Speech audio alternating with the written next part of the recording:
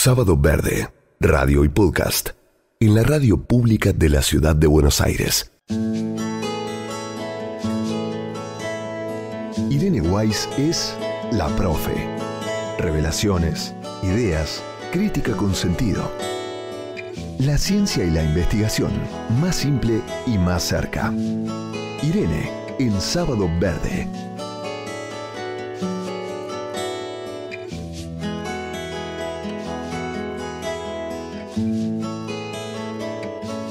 Y seguimos en Sábado Verde y es el turno en esta segunda hora de la columna de nuestra querida Irene. ¿Cómo estás, Irene? Acá estamos de nuevo. Acá estamos nuevamente. Todo bien. Bueno, ahora sí, contanos qué tenías preparada en tu columna para hoy. Mira, hay un tema muy interesante que justamente salió en las noticias de esta semana, y es que te va a causar gracia este título, pero hubo una autopista de icebergs, sí, hubo una autopista de icebergs en la Antártida antes de que se congelara todo en la Antártida.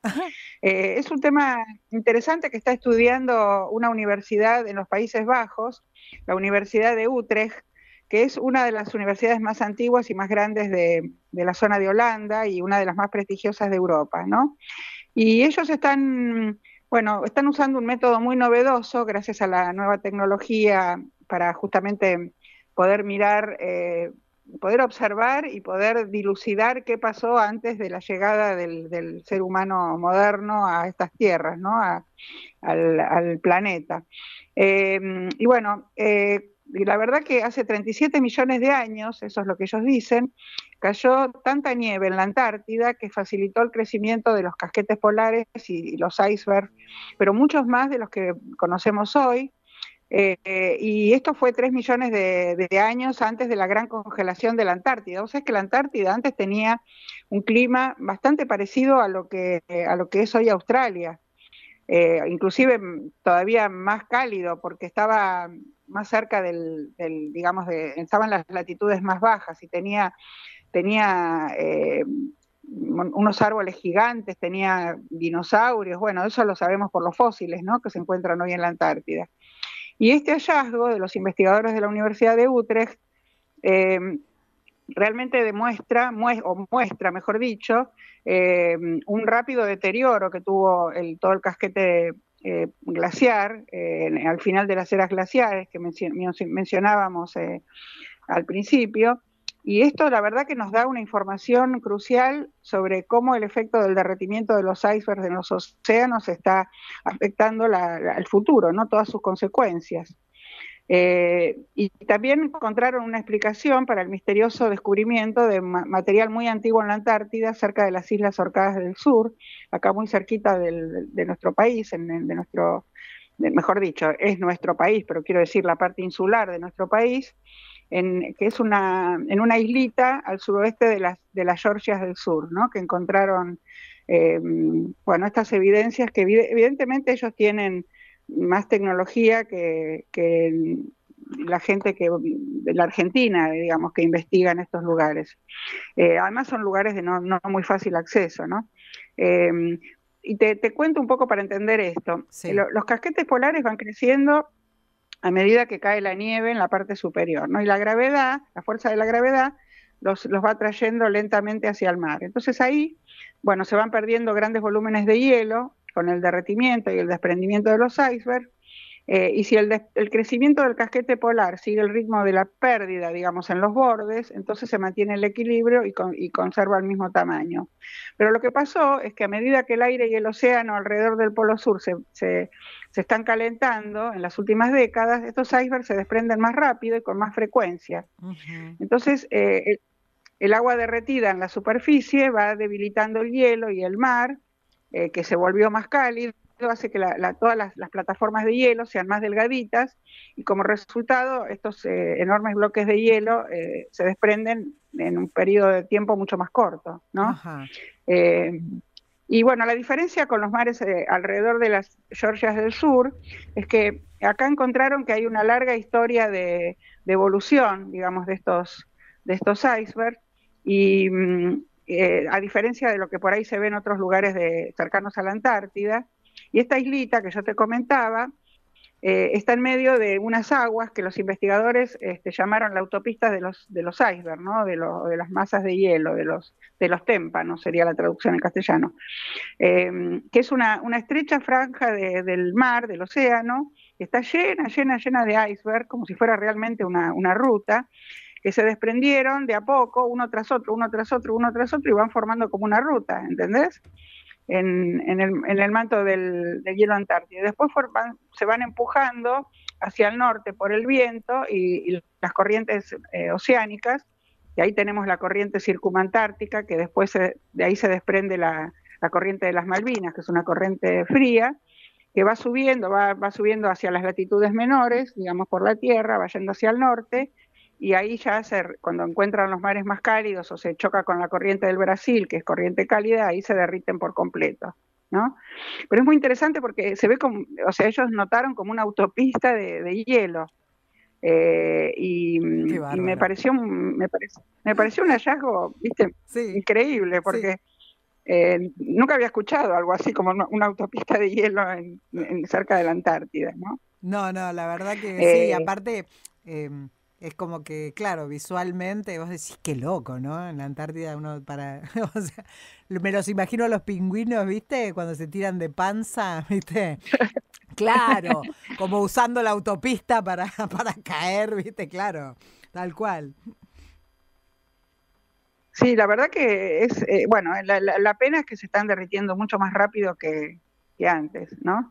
Pero bueno, realmente a mí me sorprende y realmente es admirable cómo están perforando los hielos antiguos para buscar las pistas climáticas del pasado y darnos cuenta cómo esto fue evolucionando, porque viendo un poco lo que pasó en el pasado, podemos entender lo que está ocurriendo ahora y lo que viene, ¿no? Claro, obvio. Todo el tiempo hay equipos antárticos que están perforando núcleos de hielo antiguos para buscar pistas climáticas. Y te digo que a veces se puede excavar hasta una capa de 3 kilómetros de profundidad, ¿no?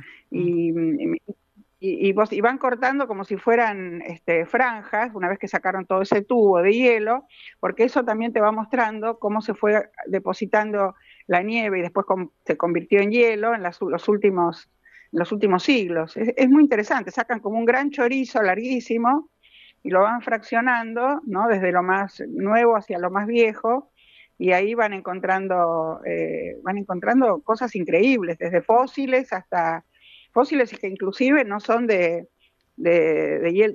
digamos, de lugares muy fríos, ¿no? Así que claro, eso te muestra que pudo haber sido diferente el clima. Mirá qué bárbaro, como obviamente indicios siempre hay para justificar científicamente lo que está sucediendo, o sea, no es la idea ¿no? Sino que, o sea, no es creo no creo, ¿viste?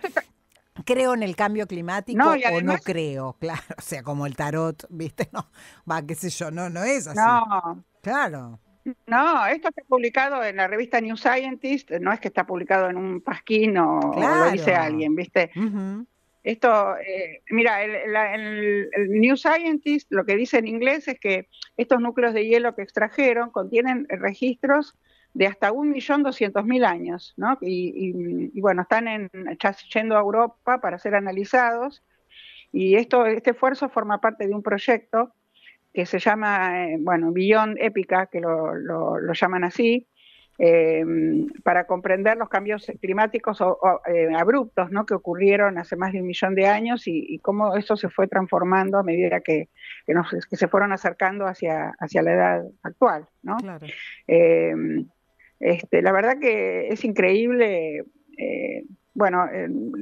realmente, antes de que ocurriera todo este evento, ¿no? que te cuento, el enigma de la transición de una era que se llamó el Pleistoceno Medio, uh-huh, que es el periodo en que los ciclos de los glaciares cambiaron fragmentariamente.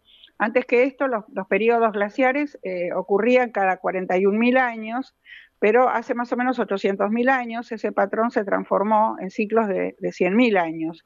O sea que fíjate que de 800.000 a 100.000 años, o sea, se acortó considerablemente, ¿no? Estos ciclos, y esto es justamente producto del cambio climático, ¿no? Así que, bueno, esto también trae aumento de gases de efecto invernadero, porque, bueno, al fundirse también ahí hay metano y hay... te digo que según la revista New Scientist, esta investigación no es un esfuerzo aislado, lo integraron equipos de Australia, de Japón, de Estados Unidos, de Corea del Sur, y hasta un consorcio ruso-chino que también están involucrados en la búsqueda de los núcleos de hielo más antiguos del planeta, ¿no? Y quieren buscar registros de hielo que pueden remontarse, ellos piensan, hasta hace 2 millones de años, ¿no?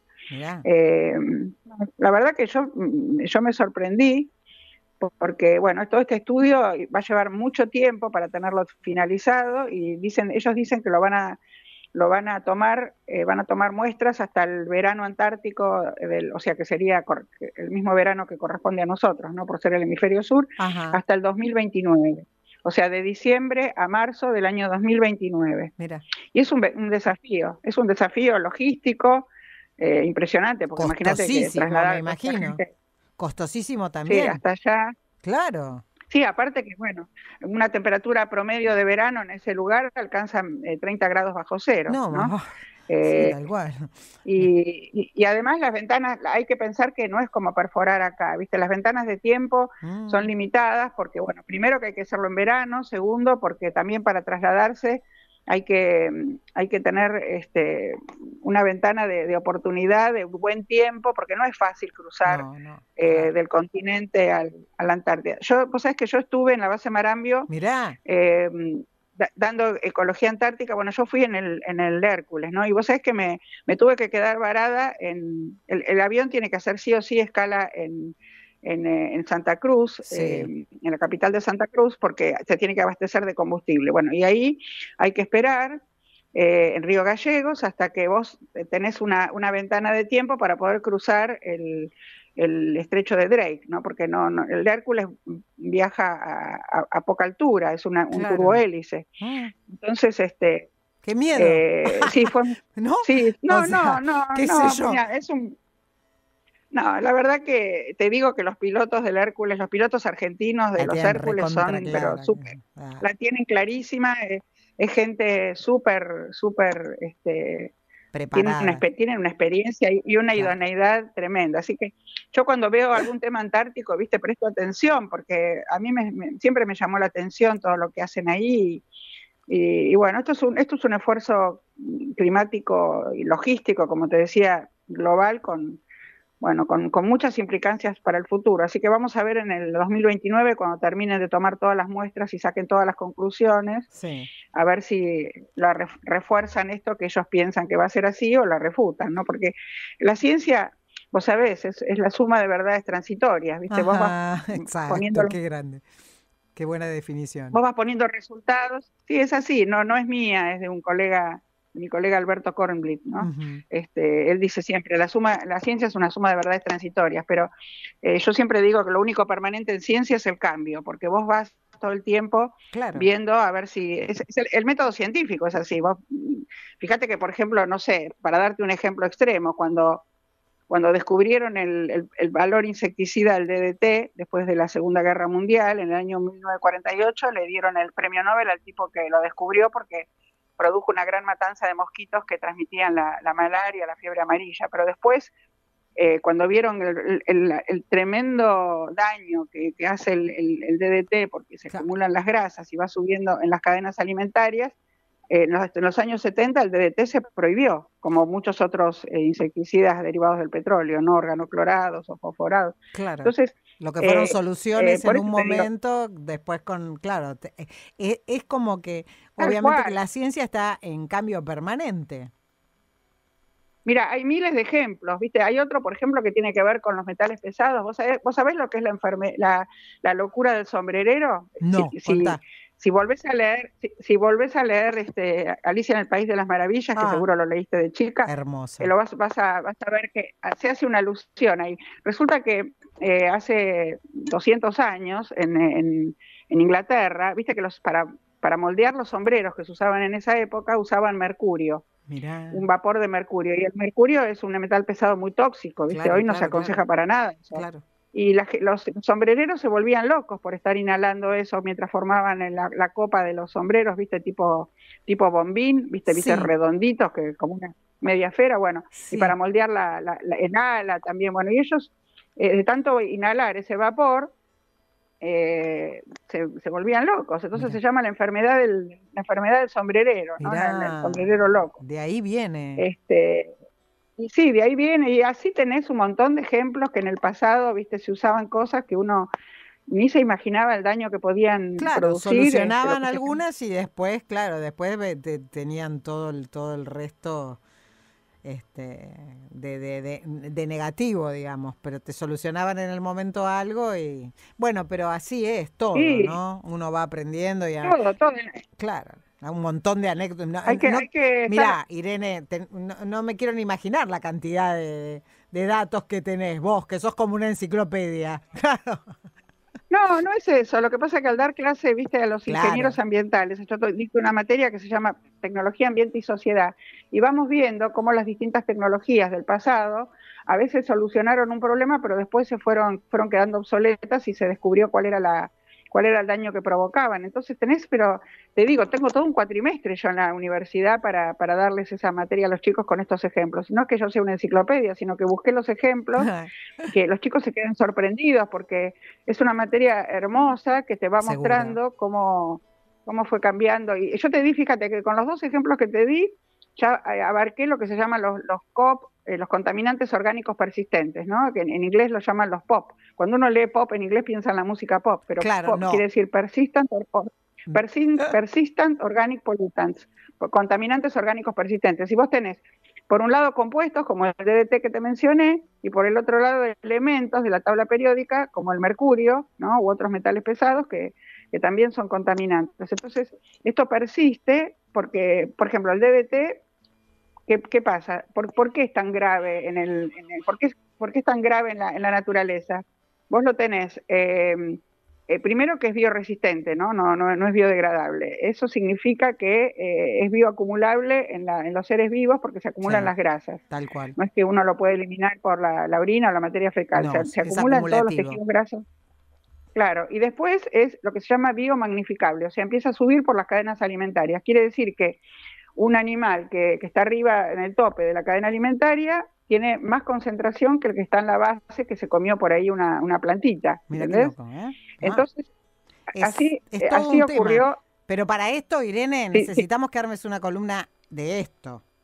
Para bueno, la próxima les cuento. Dale. Les cuento lo que para la próxima les cuento lo que ocurrió en Estados Unidos cuando descubrieron que por desgracia del DDT, casi se extingue el bald eagle, que es el águila calva, que está ¿viste? Es el símbolo de los Estados Unidos. Tal cual, el símbolo de Estados Unidos. Irene, armate para una la próxima columna. Hablamos de eso. Sí, porque me parece que es súper interesante. El que viene hablamos de eso. Exacto, súper interesante para desarrollarlo con más tiempo. Así que, dale. Irene, muchísimas gracias por estar hoy acá, bancando la parada, haciendo el aguante a Sergio, que se está reponiendo de su gripe. Y bueno, como siempre, agradeciéndote y también invitando a todos los oyentes a que te sigan en tus redes, @guaysirene en Instagram, para saber mucho más. Pero bueno, la semana que viene entonces venimos con este tema más desarrollado. Prometido. Dale, prometido. Casi Irene, te mando un abrazo enorme. Un beso grande. Un beso inmenso y muchísimas gracias. Un placer como siempre.